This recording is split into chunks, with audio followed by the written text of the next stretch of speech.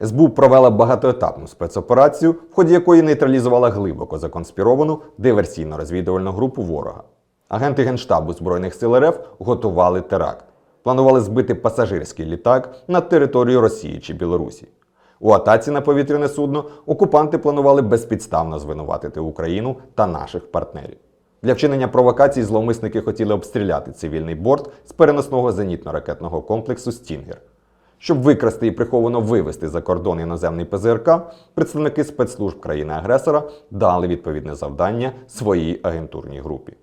До складу ворожої ДРГ входило 2 осіб із подвійним громадянством, а також завербований ними спільник.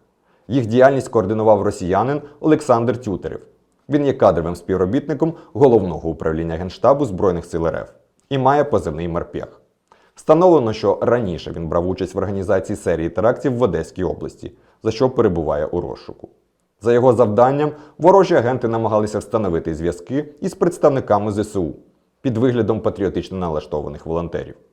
Для формування довірчих відносин вони передали українським військовим достовірну інформацію щодо позицій та переміщення підрозділів так званих кадирівців. У подальшому російська агентура планувала використати напрацьовані контакти для незаконного отримання іноземного ПЗРК та його передачі до країни-агресора. Під час спецоперації співробітники СБУ затримали всіх учасників диверсійно-розвідувальної групи. Наразі тривають слідчо-оперативні дії для встановлення всіх обставин викритого злочину та притягнення до відповідальності його організаторів.